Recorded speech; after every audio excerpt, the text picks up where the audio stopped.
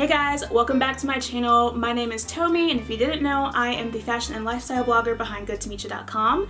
Today we're going to talk about some blogging topics again. I know recently I've been doing a lot of Bachelor recaps and pop culture things, but I've gotten a lot of questions on how to learn more about blogging, influencer industry, so I'd love to help. And today I wish I had had this video about 5 years ago when I started, because I was Googling every single word in my influencer contracts, asking all my friends like, what the heck does this mean? And it would have been so helpful to have it just all in one place. So today we're going to break down 15 influencer marketing terms that you need to know. Now, of course, there are going to be more than 15 influencer marketing terms that you need to know, but today we're going to try and keep it nice and short, concise, get to some that I think are super important for you to know, just in terms of when you're pitching yourself, receiving those first off emails. That can really help save you time instead of being like confused and trying to figure it all out. Before we dive in, I wanted to actually share that I put together a free PDF that has a full glossary of influencer marketing terms that is way more than 15. Kind of gives a more all-encompassing look at to all the terms that you need to know. And if you go to the link in the description, you can sign up. It's completely free for you to have it, but I'm really excited to be able to share that with you guys because, again, I do wish that I had this 5 years ago when I started off. So now, let's dive into it. So the first one I have here on my list that I think that you need to know is the term affiliates. Basically, it works the same way as if you worked in retail and you would get commission for helping a customer around the store. You would get credit, a little bit of their purchase money will go back to you. So it has nothing to do with the consumer, they don't have to pay an extra fee. Affiliates is just how a lot of fashion bloggers, beauty bloggers can make their money in another way besides just sponsored content from a brand, where if someone swipes up on Instagram and uses their link to purchase something, they can get a percentage of that sale, and it doesn't have to be just from that product. So for example, if I'm a beauty influencer and I put in a link for lipstick that I'm wearing and everyone's been commenting and saying, oh my gosh, tell us where you got this, they can put a link to that lipstick in their Instagram stories. But if someone goes and purchases more than just a lipstick, they say, ooh, I like that blush, that kind of came up as a recommended product, yada yada yada. As long as it's within that same time frame of when they use that link to swipe up and go to that website, the influencer will get credit for that entire percentage of sale. So it's really important for you to understand how affiliate marketing can work for you as a content creator, because you know, for fashion and beauty, it's a lot easier. If you're home decor, it can get a little more difficult, because I know a lot of people who are shopping with home tend to kind of save stuff for inspiration. They're not necessarily always shopping at that moment for that product. Food influencers, there are other ways that you're gonna have to try to figure out how you can work affiliate marketing into your own like income goals. I know that there are places that you can link for food and wine subscription services, but it really just depends on the content creator and what you're kind of looking for in your goals. I do think affiliate marketing is a great way for you to make money as an influencer. However, it should never be just your bread and butter, but that's how it goes for any type of stream that you decide to go with. You don't have to do just affiliates, you don't have to do sponsored content, you don't have to do just whatever. As long as you have a good mix, I think you're doing a pretty good job. So next we have call to action, also abbreviated as CTA. Basically what that means is creating some type of actionable item within copy, within the caption of whatever you've written, whether that be on social media, whether that's on a blog post, to kind of direct the audience to do a specific thing. So for myself and with this video, my call to action is making sure you click that link in the description so that you can get your free PDF version of this influencer glossary that has a lot more terms than what I'm sharing with you in this video. However, that call to action is also helping me build my email newsletter list, because when you get that free PDF, then you'll have to put in your email to receive the download to your inbox. So it's a great way for you to be able to get, you know, more information about the things that I'm talking about right now, but it's also a way for me to grow my own business, that it's not just a one-off situation of you have your audience come and view this video, great, and then they go about their day. It's always how you can continue that relationship with your audience and how you can make sure that all of the content that you're creating can come back and work for you and do dividends versus just what it is on its face. Some other great examples of a good call to action to do are if you're on Instagram and you're trying to get more people to be like traffic driven to your blog. You can say, you know, here are 3 dresses from Target that I'm really loving in like a little carousel roundup post. and then it says head to the blog to see more of the styles that I'm loving for spring or for winter. Something that's going to be like a little breadcrumb, but also gives them an action item for them to do next. Sign up for a newsletter. Head to the blog to read more. Share your favorite emoji below. Something where it gets them involved versus just them reading the caption. So next we have deliverables.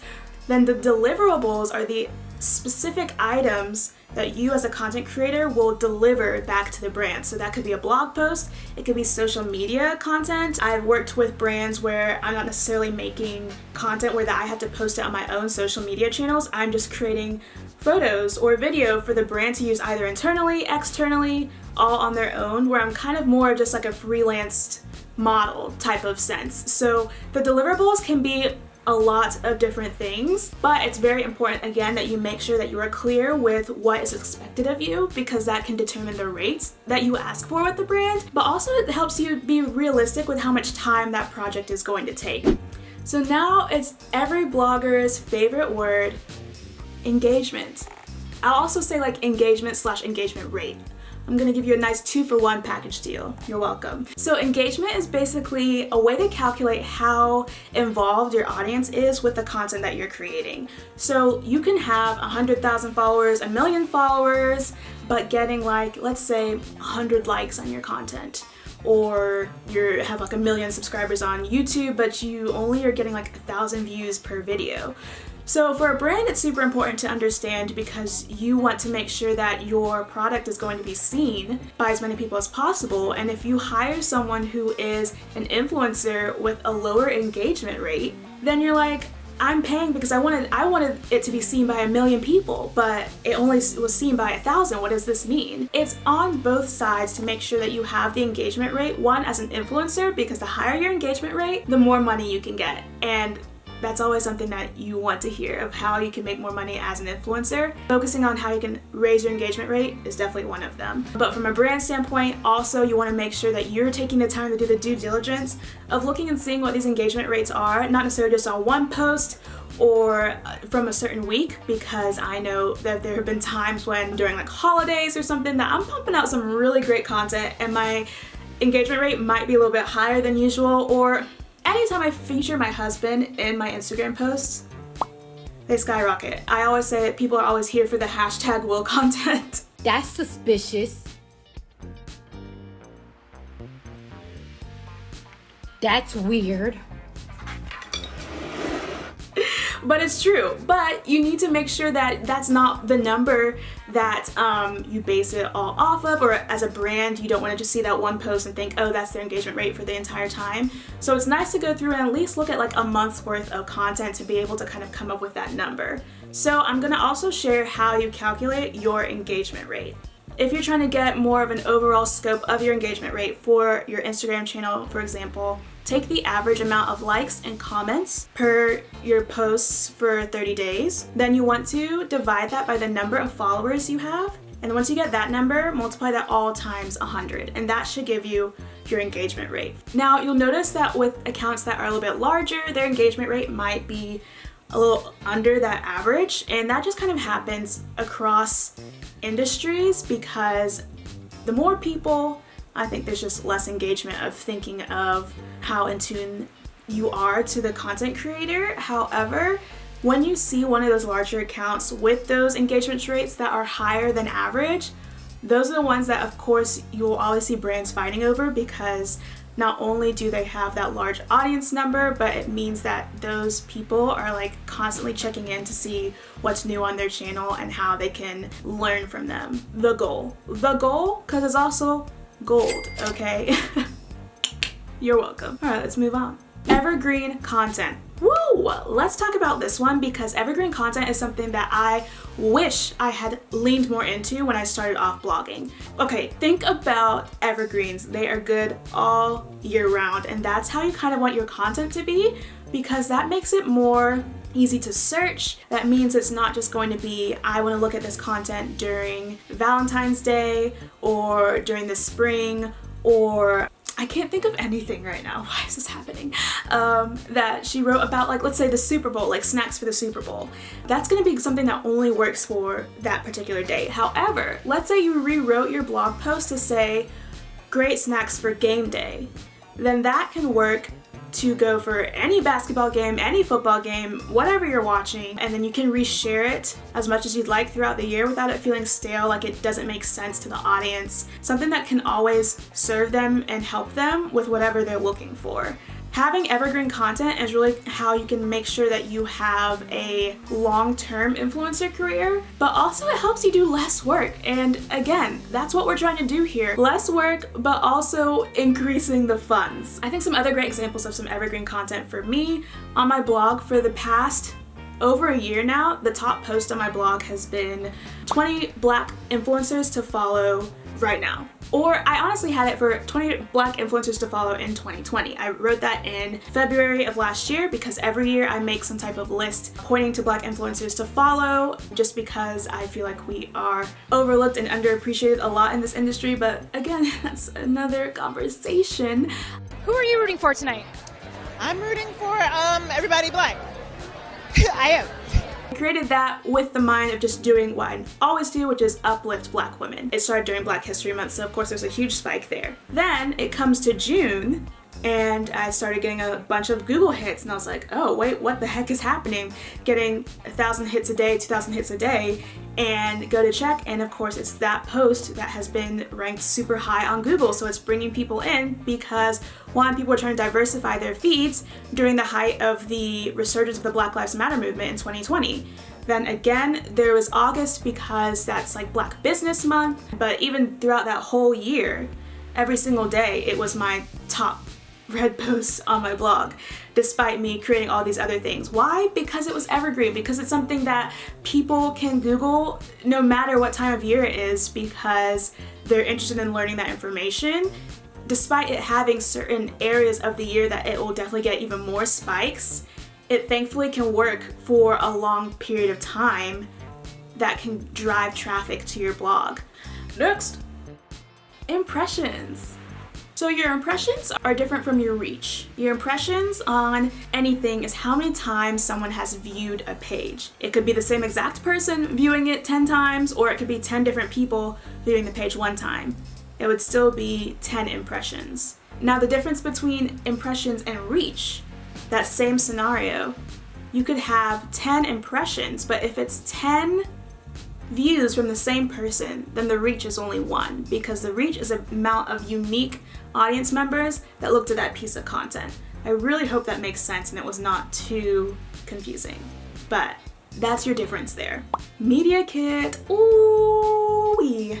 Media kits. Media kits. Media kits are PDF sheets that you can kind of create yourself, little Word document blurb. That's like an about me section for your influencer, age, what you talk about on your blog, your social media, who your audience is, their ages, where they live, and some people will include their rates on their media sheet. Some people put it on a separate thing called a rate sheet, and then you send this media kit out to brands that you want to work with when you're pitching, because it kind of gives that quick snapshot so that they can look at it and see what you're all about, what you're bringing to the table, and decide to hire you kind of off of that. I love media kits because when you are pitching, you can go in and edit them for each brand if you'd like and add in little things. I actually have like 4 to 5 media kits where I just tweak certain words or have examples of brands on them, so that if it's a beauty brand, I can give them this that talks about all the skincare collabs I've done, the skincare content I have, and with links to them in there. If it's fashion, the same thing. That way you stay ready so you don't have to get ready, okay? Oh, that's right. Payment terms. Ooh, let's get into it. It's funny because if I didn't do like accounting stuff in school or any of that with my MBA, I don't think I would know what payment terms are. I hope that's not wrong or offensive or showing that I really just don't know math things that well. But payment terms are just how they break down how a brand will pay you, the influencer, the content creator. And you really want to pay attention to this because for some reason they have found that freelancers and people who work in art and content creation don't deserve to be paid on a timely schedule like the average workforce does. So instead of being paid, bi-weekly, monthly, like some other people, you can have contracts that say net 30, net 60, net 90. I have gotten contracts, I swear to the good Lord, to net 120.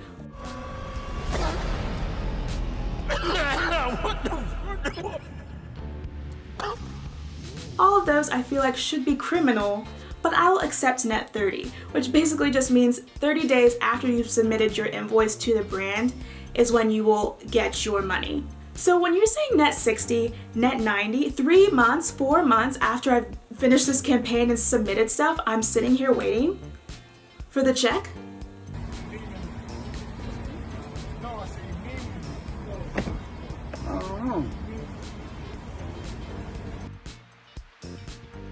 Please.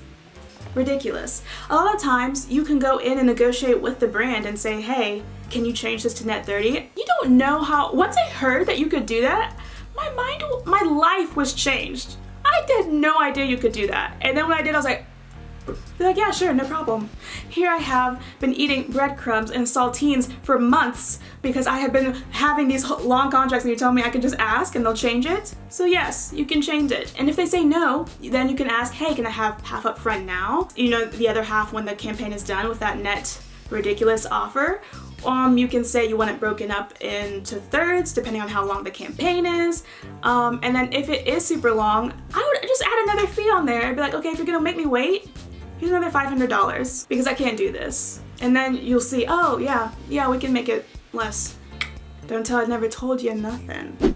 Perpetuity. With perpetuity, that means that the brand has your content forever.